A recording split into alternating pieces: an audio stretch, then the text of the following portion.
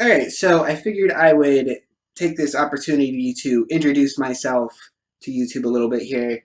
And so today I'm going to discuss two of my main flaws, right? Because that's what I always like to present first. Just get it out of the way, right? How am I deficient? All right, so that's what we're going to discuss here. And it can be especially summed up in a two-word phrase, right? I am a broke asshole, right? So let's begin with number one. I am broke. All right, so here's the thing. I don't feel a strong impulse to make a lot of money, right? That's not how I live. It's not really a concern of mine in my daily life, and so as a result, I am broke, right? There's a bunch of explanations for why that is. I could get into them. I'm not going to right now. But long story short, of course I'm a G, right? But I'd rather stack books and not papers, right? I stack books, I don't stack papers. Right, so for instance, you can take a look right over here. This is one of my stacks of books. There's more books. Here's some more books. You see my Plato's Republic there, Closing of the American Mind, and there's my piano with some headsets on it. So I am a broke asshole, and it's gotten to the point where now when I try to go to check my checking account at my bank on my website, my bank tries to get me to solve a bunch of riddles, and I'm like, what is this? Right? Like, I'm just so removed from this world of banking, riddles, that it just boggles my mind. These questions, they're like, what was the first street you lived on? Hey, what was your first car? What was the name of your first dog? Hey, what am I supposed to remember these things? Like, oh my gosh. So, whenever I want to check my balance, I have to walk to the ATM, or I have to settle with it. So I'm broke, okay? Right? That's the point. Now, like I said, this is one of my flaws. Right? It certainly is. But life is complicated, right? Life is problematic, right? Because it's not just one of my flaws, it's also one of my virtues, right? Because there's quite a lot of things about myself that I like. I'm a pretty interesting guy. I have a lot of things to say. And I wouldn't have these things to say, or I wouldn't be interesting in this particular way, if I were more into making money, right? I think that's likely, right? So so it's a double-edged sword, right? Like, I'm broke, I don't have any money, and it's one of the big reasons people don't like me. And I'm broke, I don't have any money, and so I have plenty of leisure time in which to study, become interesting, and people like me for that reason, right? So it's complicated. It's too bad. So, but here's what happens, right? Like I'm saying, I'm broke. I live with my mother. I don't drive. I don't have any money, okay? But I will tell you how to live well, and I will tell you how everyone else should live, right? I will tell you about the most important things in life, which, of course, I might say are knowledge of goodness and political wisdom, right? So what I'm saying is that I'm an asshole, right? Like, imagine, Mr. Accomplishment standing right here, and I come walking up, and he says, oh, hey, Derek, how's it going? And I say, well, it's great, but, you just don't know what's good over there, right? And he says, well, I'm Mr. Accomplishment, right? I have friends, I have money, I have a place to live, I can travel, and then there you are, right? No money, right? Live with your mother, don't drive, don't travel, right? You don't go out for dinner, you don't go out to bars and buy a round of drinks, right? So, I'm a loser, but I tell everyone else what's good, right? And people resent that. Right? Now, of course, they don't understand that this is, an ad hominem criticism, that before you can really conclude that someone's lifestyle is chooseworthy just because of the material results, you have to ask this question. You have to suppose the possibility that society might be hostile to the best people, right?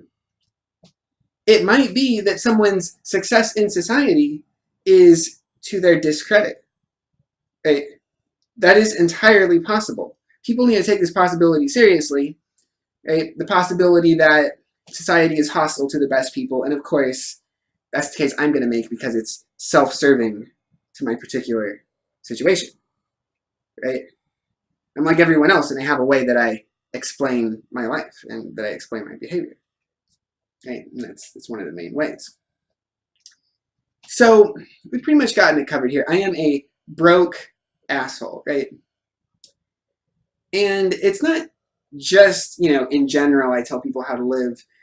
Hey, I criticize specific things, right? I call them sacred cows. These are things that people just don't tolerate, criticism of, and oftentimes, they won't tolerate, any sort of serious discussion about them either, even if it falls somewhat short of criticism, right?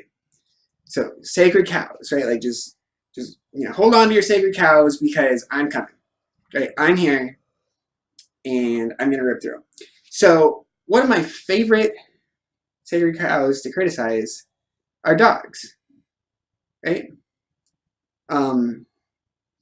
Dogs. I know what a dog is, right? I know how to appreciate a dog. I can enjoy the company of a dog. I can enjoy living with a dog. I can enjoy dogs. I get it. I get the whole dog thing, okay? But it just needs to be said, all right? They're stupid animals, right? And oh, I know. Oh, my dog's not stupid compared to other dogs. Yeah, I get it, okay? A dog might be smarter than other dogs, all right? But dogs are stupid animals, and it's pretty frustrating, okay? So, like, for instance, here's a good example. Birthdays for dogs, all right?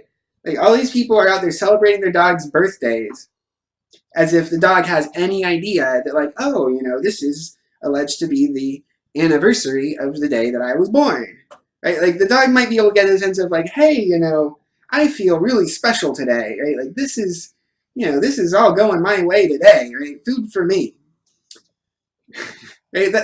What else would a dog think other than that? But here's the reason why they're really stupid, right? We tell these dogs all the time